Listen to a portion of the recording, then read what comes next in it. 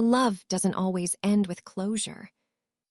Sometimes it ends with silence, sometimes with betrayal, and sometimes with a truth you were never meant to find. This is Breakup Diaries, stories about what really happens after love ends. He said she was just a client, and for a long time, I believed him. Not because I was naive, but because everything else about him made sense. Ethan was successful, the kind of man who always had somewhere to be, someone to meet, something to build. His life moved fast, structured around meetings, calls, and constant motion. And I admired that. I supported it. I was proud of him. We had been together for 5 years, and in those 5 years I had never had a reason to question him. He was consistent, present, the kind of partner who made you feel like you were part of his future, even when he was busy building it. At least, that's what it felt like. Until her name started coming up more often. At first, it was casual. She's a new client. Big project. Needs a lot of attention. It's nothing unusual. That's what I told myself. But then it became frequent. Too frequent. Late meetings that stretched into the night. Last-minute schedule changes.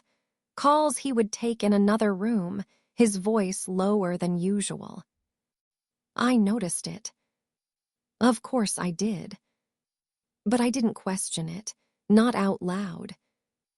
Because when someone has always given you a reason to trust them, you don't rush to doubt them over something that could easily have an explanation. And he always had one. She's just a client. He said it so easily, so confidently, like it wasn't even worth thinking about. And maybe that's why I let it go. Because nothing about his tone suggested guilt. Nothing about his behavior felt obvious enough to confront. Just different. Subtle shifts, small changes. The kind that don't break trust immediately, but quietly start to bend it.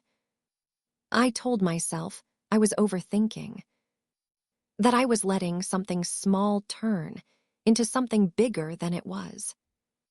That this was normal.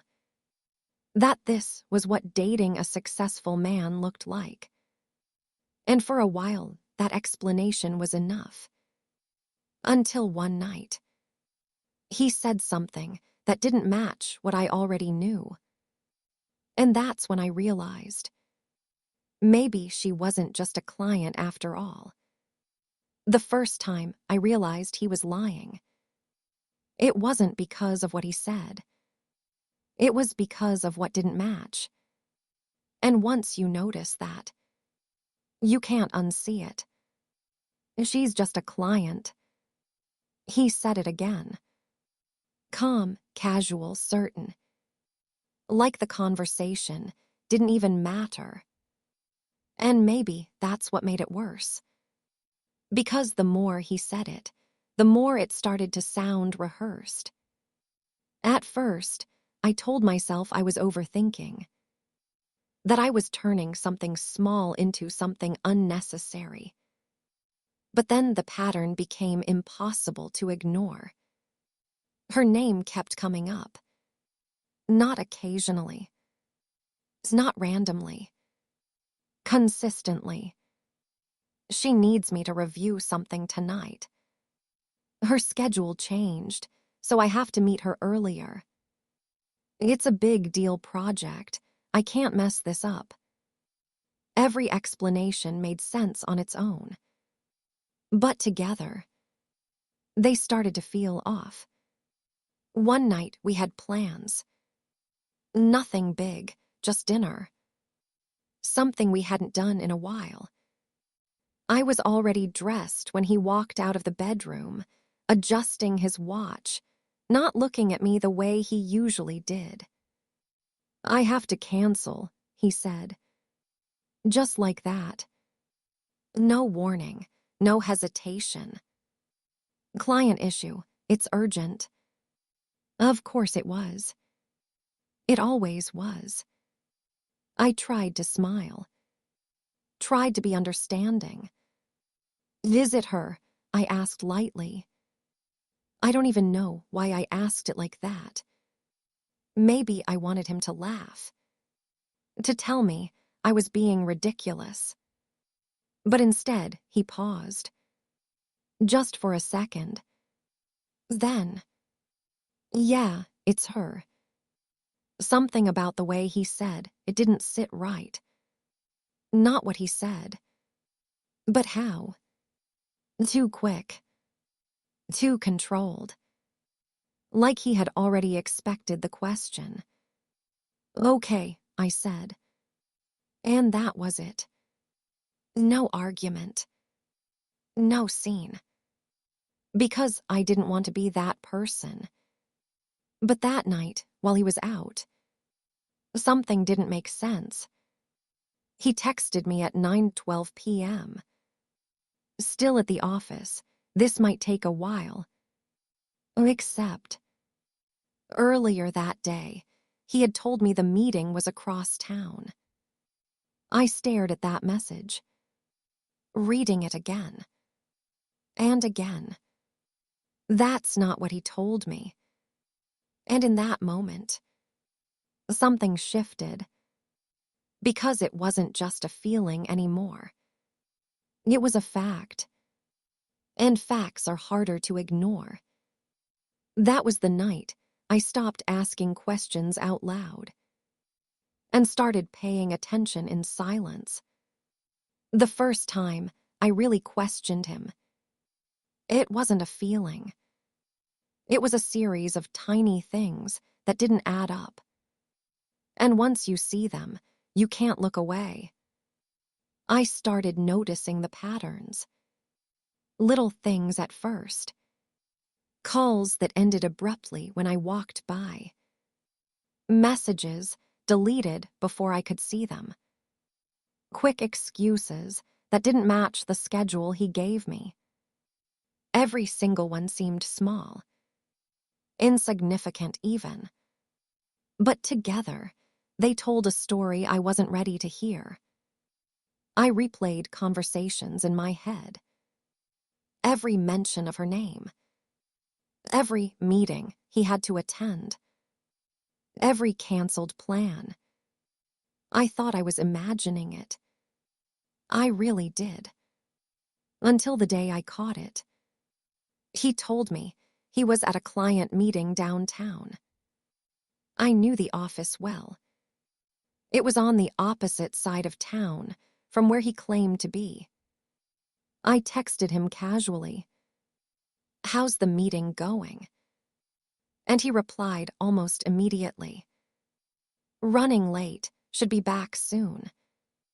Except I had called the office he supposedly met at. No one had seen him. No one had a meeting with him. It was subtle. He could still lie and pretend nothing happened. But my gut screamed otherwise. I couldn't stop thinking about it. I found myself checking his calendar, noticing discrepancies, comparing times with his texts, matching phone calls to locations.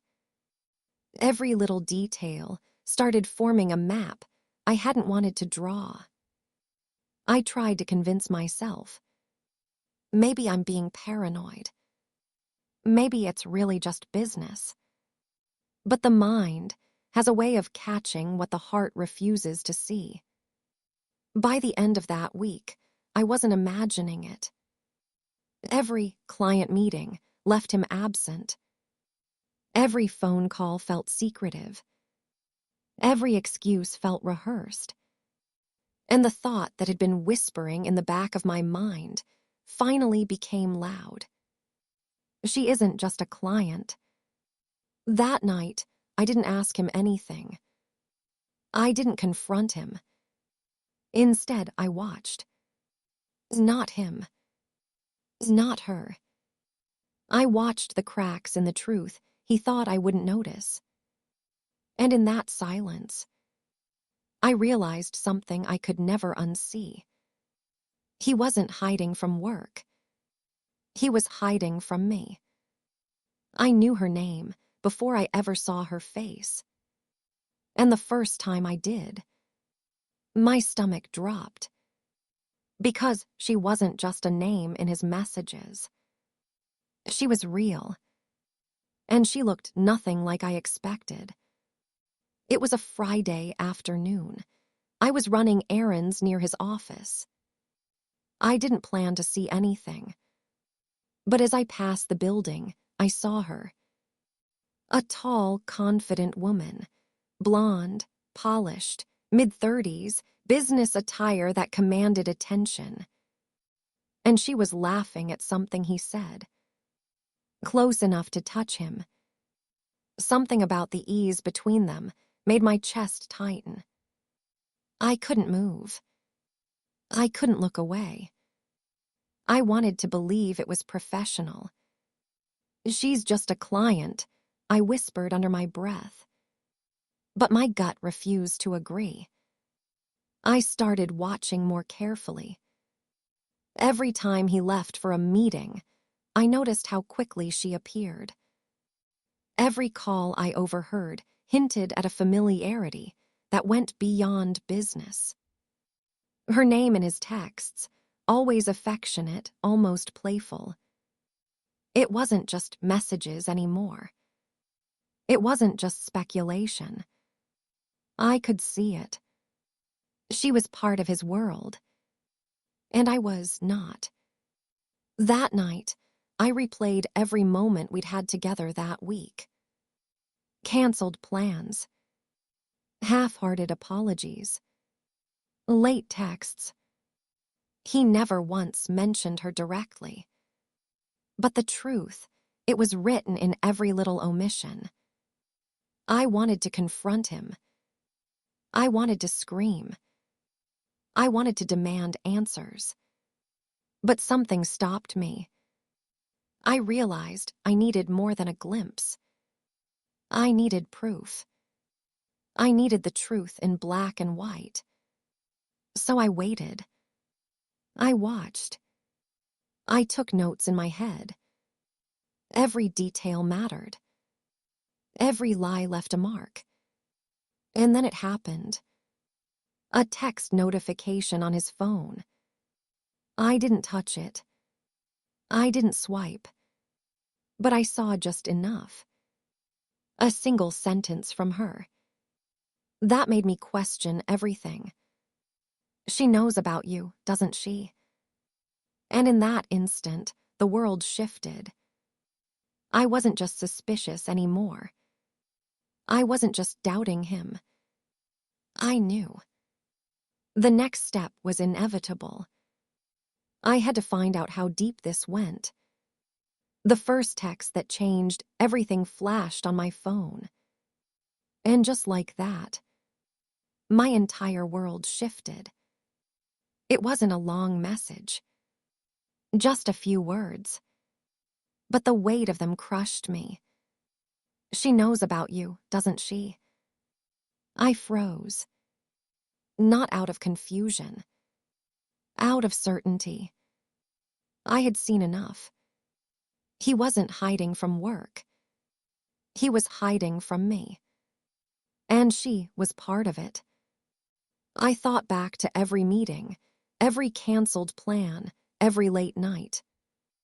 Every explanation he gave was rehearsed. Every excuse carefully crafted. And now I understood. It wasn't just business. It wasn't just harmless attention. It was intentional. I wanted answers. I wanted confrontation. But I couldn't let him see me unravel. So I stayed silent. I watched. I pieced together their messages, their calls, their subtle patterns. The closeness, the inside jokes, the casual familiarity, all pointed to one undeniable truth. She wasn't just a client. She was part of his life in ways I was. And the final blow, the plans I found between them. Dinner dates, weekend trips, messages filled with affection that wasn't meant for me. I remember sitting on the couch, phone in hand, staring at the messages again and again. I wanted to scream. I wanted to run. I wanted to demand he explain himself. But I didn't, because I realized something crucial. If he was capable of lying like this, everything he said before was a lie too. And in that realization, rage and heartbreak collided. I felt every year we spent together crumble like sand, slipping through my fingers. The memories I thought were ours, now tainted by deceit. I didn't confront him that night. I didn't call her. I didn't even move. I waited. I watched. Because sometimes the truth is more powerful when it's revealed on your terms.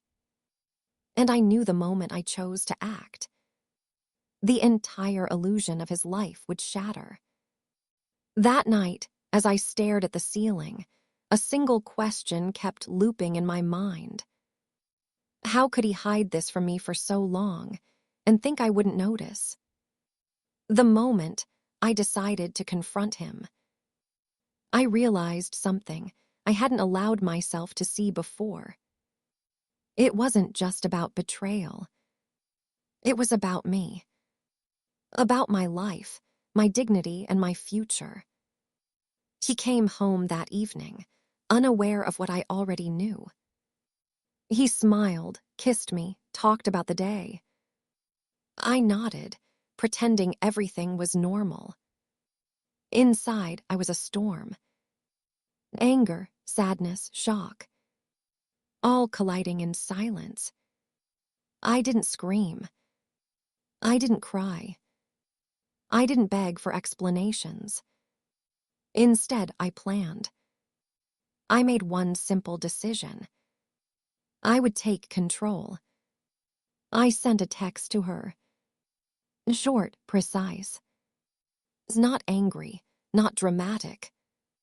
But enough. Stay away. He's not yours to have. Then I waited.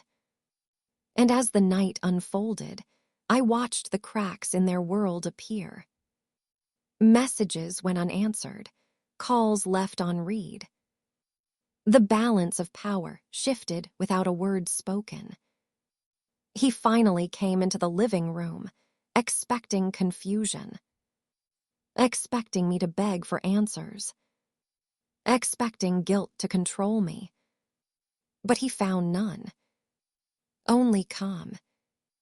Only resolve. I realized then.